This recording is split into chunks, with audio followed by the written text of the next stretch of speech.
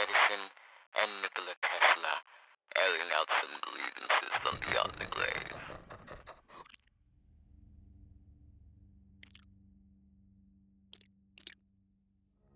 Well, this is a sight. Pink pipes on the walls, a giant eye staring at us from that screen, and you, Edison, sitting right there as if nothing's changed. It's like we've never left our rivalry behind, like some ghostly tether still holds us together. Edison, what do you make of all this? This room, that eye watching us, it feels like something out of a twisted dream. Have we stepped beyond the world of invention into something we never could have imagined? Well, Tesla, I must admit this is a peculiar setting. Pink pipes and a giant eye. Not exactly the workshop I'm accustomed to, but it's you and me again, face to face. No matter how strange the circumstances, that's something familiar. As for this room, this eye, it's almost as if we've stumbled into one of your wild dreams. Perhaps we've indeed ventured beyond the realm of invention, into some sort of bizarre afterlife where our rivalry refuses to die. But tell me, Tesla, do you think it's the setting or our past that keeps us tethered here? And more importantly, what do you make of this contraption watching us? If it's something beyond our understanding, I'd wager it's more in your wheelhouse than mine. Edison, you found yourself in strange places before, but this one truly defies explanation. It's like we've stepped into the mind of a mad inventor. Yet, here we are, face to face again. It seems even the afterlife can't resist throwing us together. I'd say it's a mix of both, the strange setting and our unresolved past that keeps us tethered here. Maybe we've been drawn into a place where the echoes of our rivalry still resonate. But this eye watching us, this contraption, it's as if it's trying to see into the minds that once shaped the world. Perhaps it's more in my realm of understanding, but I can't shake the feeling that this eye isn't just observing. It's brought us back for a reason. Maybe it's here to watch, to see what two old rivals might say to one another when there's nothing left but the words between us. Ah, Tesla, you might be onto something there. This place, unnerving as it is, feels like a stage set for one final act, doesn't it? Maybe that eye wants to see if, after all these years, we've come to any new understanding, if we've learned anything from our tangled past. You know, I always believed that progress came from pushing boundaries, from outworking and outmaneuvering the competition. And we both did that in spades, didn't we? But here we are, stripped of our inventions, our empires, just two minds with a history. Maybe that's what this place is about, forcing us to confront what's left, when the machines are stop, when the lights dim. So tell me, Tesla, what do you think? Have we been brought here to resolve something? Or is this just another test in a series of trials we never asked for? Edison, before all the rivalry and the battles over ideas, there was a time when our lives couldn't have been more different. I grew up in the quiet mountains of Smiljan, where I was surrounded by the forces of nature. As a child, I spent hours watching lightning storms, wondering how such power could be harnessed, how it could be controlled. My mother saw that spark in me and encouraged it, fueling my curiosity with books and the freedom to experiment.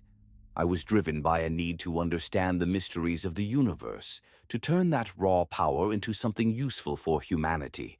Contrast that with your upbringing in the bustling town of Milan, Ohio. You had the advantages of growing up in a place where opportunity was knocking at every corner. You weren't just surrounded by nature. You were surrounded by industry, by the idea that anything could be built if you worked hard enough. I imagine you were taught that progress was about outworking everyone around you, about being the first to the finish line, no matter the cost. But while I was tinkering with turbines in streams, trying to create something new, you were already thinking about how to turn ideas into profits. That practical drive of yours, that relentless pursuit of success, is something that's always defined you. It's also what led us down the paths we took. And yet, For all the differences in our backgrounds, our paths eventually crossed. You saw my ideas, ideas that could have changed the world, and you saw an opportunity.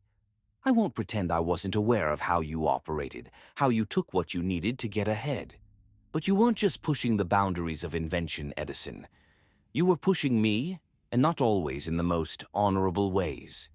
It's something I've thought about often. You had the means, the resources, and the power to shape the future. And yet, instead of working together to bring about that future, you chose competition, even if it meant undermining me. So now, in this strange place, with all our accomplishments behind us, I can't help but wonder, was it worth it? All the battles, the struggles? Or could we have achieved something greater if things had been different? Tesla, you paint a vivid picture of our contrasting origins, your early years, immersed in the natural world, driven by a pure, almost philosophical pursuit of knowledge, and mine, forged in the crucible of industry, where progress was measured in results, in tangible success. We were bound to clash, weren't we? Your mind was always in the clouds, reaching for the stars, while mine was grounded, focused on what could be built, sold, and scaled. You're right, though. I saw potential in your ideas, ideas that could have indeed changed the world. And yes, I operated in a way that made sure I stayed ahead, sometimes at the expense of others, even you. But let me tell you something. Back then, I couldn't afford to think any other way. The world was changing rapidly, and if you weren't the first, you were forgotten. I've always believed that the real measure of an idea isn't just its brilliance, but whether it can be brought into the world, made real, and useful. But now, in this strange afterlife, stripped of our worldly concerns, I'll admit something I wouldn't have back then. Perhaps we could have accomplished something greater if we'd joined forces, if I'd been less focused on the competition and more on collaboration. Maybe if I'd harnessed your genius instead of trying to outmaneuver it, we might have created a future even we couldn't have imagined. Was it worth it? That's the question, isn't it? At the time I would have said yes without hesitation. But here and now, looking back, I'm not so sure. We did change the world, no doubt about that. But did we reach our fullest potential? Perhaps not. So tell me, Tesla, if you could go back, if you could rewrite the story of our rivalry, would you do it differently? Would you have tried to work with me, knowing the kind of man I was? Or would you still have walked your path alone, driven by your singular vision? Edison, it's a rare thing to hear you acknowledge that perhaps, just perhaps, there were other paths we could have taken. I'll give you credit for that. But let's not gloss over the reality of what happened between us. You talk about the necessity of staying ahead, of being the first. But at what cost? You didn't just outmaneuver me. You actively worked to bury my ideas, ideas that could have revolutionized the world far beyond what we accomplished. Take our most infamous clash, for instance, the War of Currents. You knew my alternating current system was more efficient, more scalable, and capable of bringing electricity to places your direct current could never reach. But instead of recognizing that potential and finding a way to collaborate, you waged a campaign of fear and misinformation. You painted AC as dangerous, lethal even, all to protect your own investments and keep control over the market. And what about your refusal to pay me what I was owed for improving your DC generators? You dangled that reward in front of me, knowing full well the value of what I was offering, then pulled it away the moment I delivered. That wasn't just business, Edison. That was deceit. Your actions didn't just hold me back. They held the world back. Imagine what we could have achieved if you had been less focused on crushing competition and more on fostering true innovation. AC power, wireless energy transmission, even my visions of a global communication network. These could have come to fruition much sooner if we had worked together. But instead, you chose to put your own interests above the greater good. Now, you ask if I would have done things differently, if I would have tried to work with you knowing the kind of man you were. The truth is, Edison, I would have still walked my path, because I believed then, as I do now, that my ideas had the power to change the world for the better. But it's frustrating to think how much more we could have accomplished, how many of my visions could have been realized if I didn't have to fight against your greed every step of the way.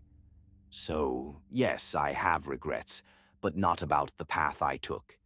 My regret is that the world had to wait longer than it should have, to benefit from the ideas we could have unleashed together. And that's something I'm not sure you'll ever fully understand, what it means to put the advancement of humanity above personal gain. Tesla, you've always had a way with grand visions, a mind that could see the possibilities of the future like few others. But visions alone don't light up the world. They don't bring power to homes or music to the masses. That takes more than just ideas. It takes execution, pragmatism, and yes, a bit of ruthlessness. You mention the war of currents, as if it was a simple matter of right and wrong. But let's be honest here. Business is war, and in war, you do what it takes to survive. My direct current system was already entrenched, and yes, I fought tooth and nail to protect it. You see, I didn't just see AC as a competitor. I saw it as a threat to everything I'd built, to the infrastructure I'd worked so hard to create. And sure, I used every tool at my disposal, even ones you might call, yes, underhanded, like highlighting the dangers of AC. But you know what? That wasn't just scare tactics. It was a legitimate concern. AC was new, unproven in the eyes of many, and the public had a right to know the risks. Could I have handled it differently? Perhaps.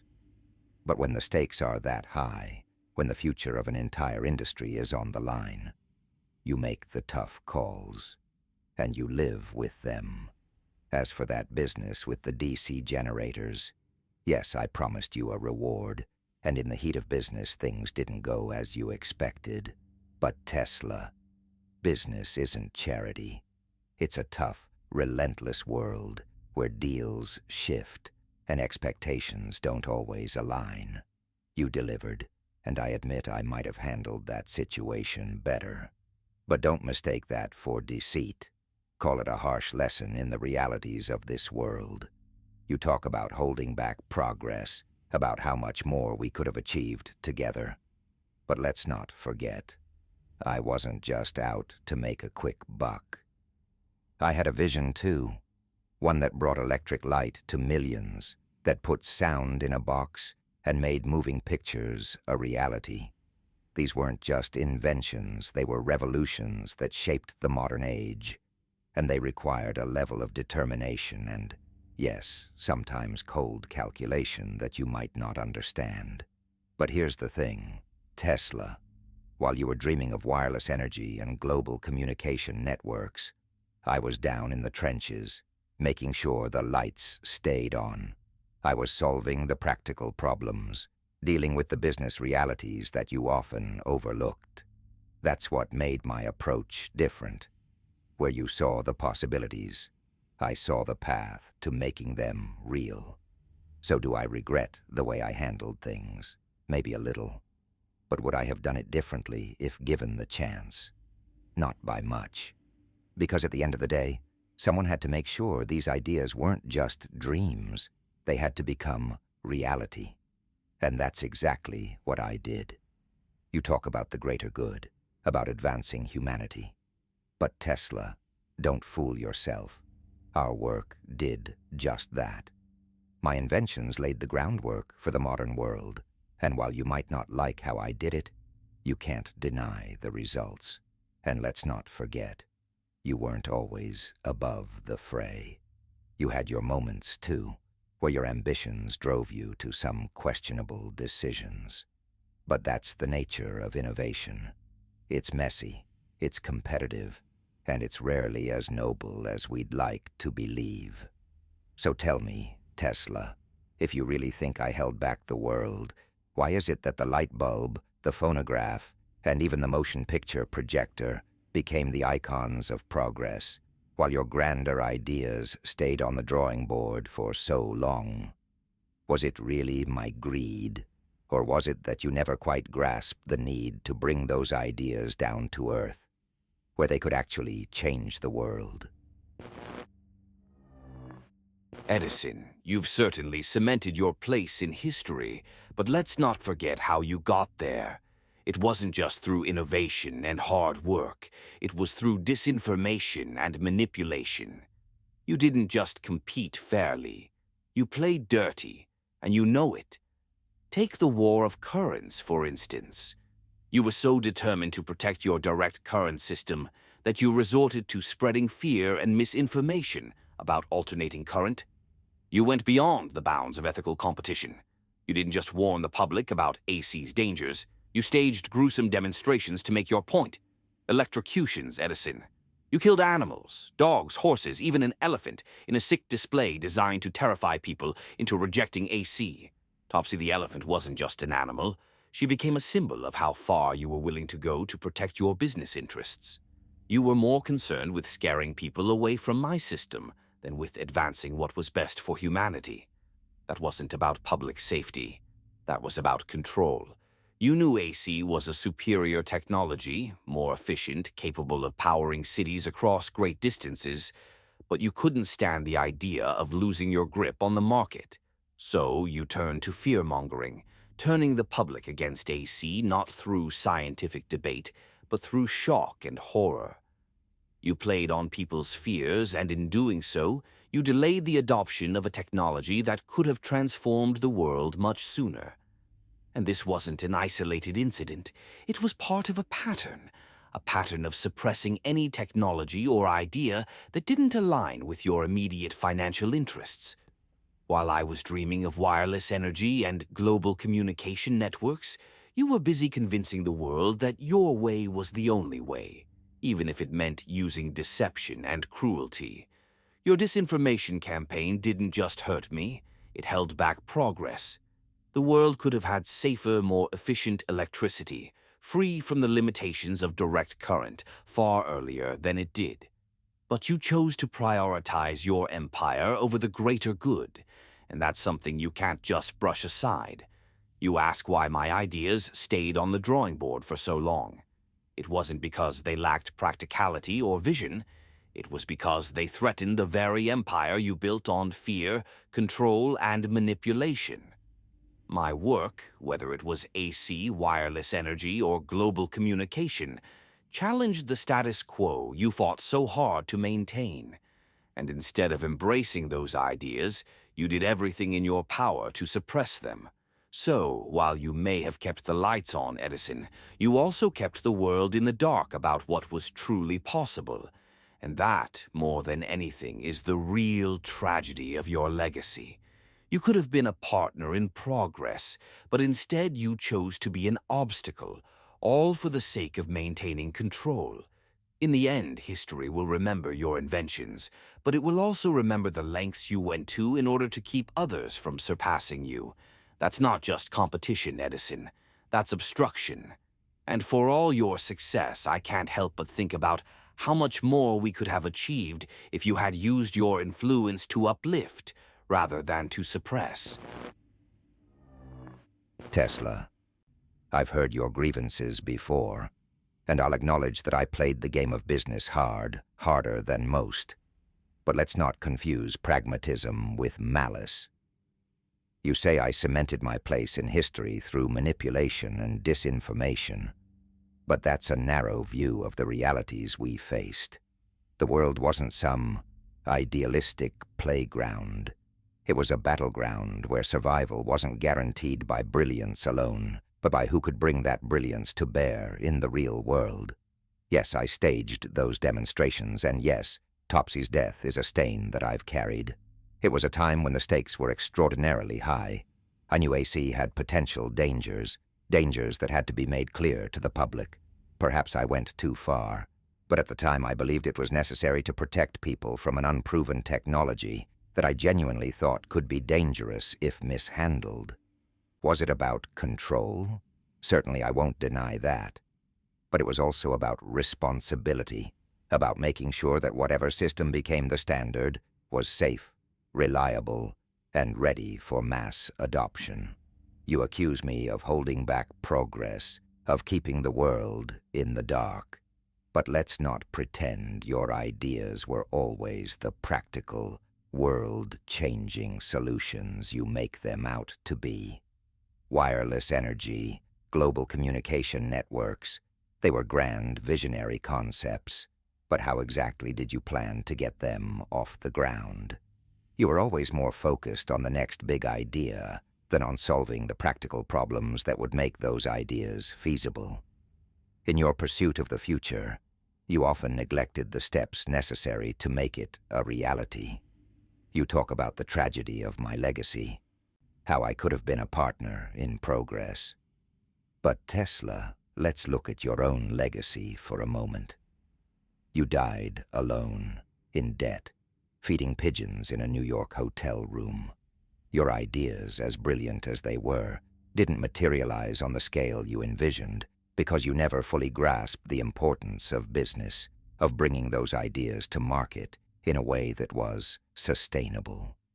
Your descent into madness, your obsession with pigeons, and your refusal to engage with the business realities of the world, you weren't held back solely by my actions. You were held back by your own inability to bridge the gap between genius and practicality. I've said before, the value of an idea lies in the using of it. You had ideas, Tesla, great ones, but you didn't always know how to use them, how to make them work in a world that required more than just vision. You needed execution, you needed strategy, and yes, you needed a bit of ruthlessness to navigate the shark-infested waters of industry. That's where I excelled. I didn't just invent. I built an empire, one that could turn ideas into reality, one that could light up entire cities and bring new technologies to the masses. That required more than just innovation. It required business acumen, a clear vision of what was achievable, and a willingness to make tough decisions. You claim I suppressed your ideas out of fear, but the truth is, I saw the flaws and limitations in them. Your AC system had potential, but it wasn't without its dangers, and your wireless energy, while fascinating, wasn't practical for mass adoption at the time. I focused on what could be done, what would work on a grand scale, and what could be implemented in a way that was both safe and commercially viable. And let's not forget that I wasn't the only one who saw these limitations. The market didn't flock to your ideas because they weren't ready, Tesla. The technology wasn't there, the infrastructure wasn't in place, and the world wasn't prepared for your grand visions. You blame me for obstructing progress. But sometimes progress isn't about jumping to the next big thing. It's about laying the groundwork, solving the problems at hand, and building a foundation that can support future innovation. You ask if I would have done things differently, if I could have been a partner in progress instead of an obstacle. Perhaps I could have. But the world we lived in didn't allow for sentimentality. It demanded results, and that's what I delivered. I made hard choices, and I stand by them because they brought light to the world. They put sound in people's homes, and they laid the foundation for the modern age. In the end, Tesla, history remembers those who not only dream, but who also deliver. You were a visionary, no doubt, but visions without execution are just dreams. My legacy, with all its flaws, is one of tangible progress of ideas turned into reality. You may resent the way I played the game, but I played it to win, and in doing so, I changed the world. And let's be honest, history remembers me fondly for it. My name is known in every household, taught in every school, while your name, though respected in certain circles, has faded into obscurity. So as we stand here, in this strange place where our pasts collide, I'll leave you with this. I never did a day's work in my life. It was all fun. And in that work, that fun, I found a way to shape the world, to bring ideas to life. I don't regret that, and I don't apologize for it. We each played our part, and history has already made its judgment. It remembers me fondly, while your name is a shadow, a ghost of what could have been. Any final words before we release you from this mortal coil? Edison, you've always been a master of turning ideas into reality, of building something tangible from the ground up. I respect that. But in your relentless drive to execute, you often missed the bigger picture, the true potential of what could be. You saw my ideas as impractical, flawed, and perhaps they were in the eyes of someone focused solely on immediate results. But I wasn't content with the limitations of the present. I was always looking toward the future, toward what could exist beyond the confines of what was already known and accepted. Yes, the world wasn't ready for some of my visions. Wireless energy, a global communication network, these were concepts far ahead of their time. But isn't that the role of a visionary? To imagine the world not as it is, but as it could be? You say the market didn't flock to my ideas because they weren't ready, but part of that was because you and others like you weren't willing to see past the short-term gains to the long-term possibilities. You played the game to win, and you won by the rules of the time. You built an empire, and your name is indeed remembered in every household. But the way you played that game, through suppression, manipulation, and sometimes outright cruelty, left behind more than just a legacy of innovation. It left behind a trail of missed opportunities, of potential left unrealized because it didn't fit into the immediate mold of profitability. You say that history remembers those who deliver, and in that, you're right. But history also remembers those who dared to dream beyond what was thought possible. My name may not be as universally recognized, but the ideas I championed have endured. AC power became the global standard.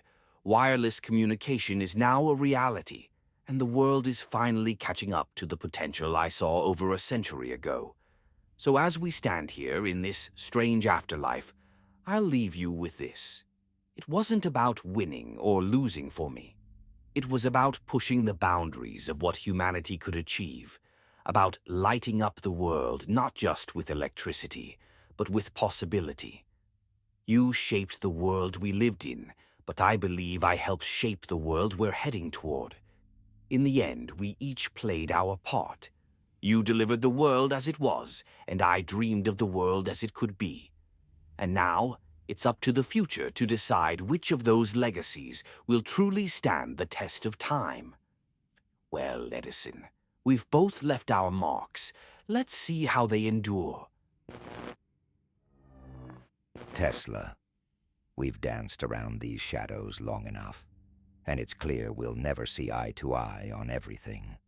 But in this strange afterlife, where time has no hold, let's strip away the bitterness and confront what truly matters.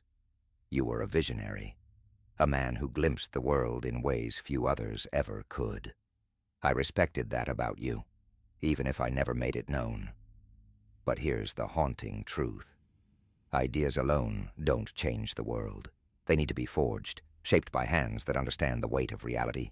That's what I did. I took the raw energy of innovation and made it something tangible, something that illuminated and improved people's lives. Yes, I played the game hard, and I don't apologize for that. In the world we knew, there was no room for hesitation. Progress demanded sacrifices, demanded decisions that could turn the tide of history. You speak of the tragedies of our legacies, but look at the world now, the one we helped create. It's lit up, connected, and forever changed because of the paths we walked. Yours full of dreams that soared, mine grounded in the grit of reality. History will judge us both, but it remembers us. Remembers me for the practical wonders that brought light and sound to millions. and it remembers you, too. Not as widely, perhaps, but with a reverence reserved for those who dared to see beyond the horizon. But look around at the world we left behind. Flickering screens, endless currents of energy, a web of communication that spans the globe. Our shadows stretch far, Tesla, reaching into places we never could have imagined. And in this world, shaped by the sparks we ignited, there's something of both of us. A world where light chases away the dark, where voices cross oceans in an instant, all because we refused to back down. So this is it, Tesla. We've had our say, and the world will continue to turn, haunted by the echoes of our rivalry, shaped by the flames we lit.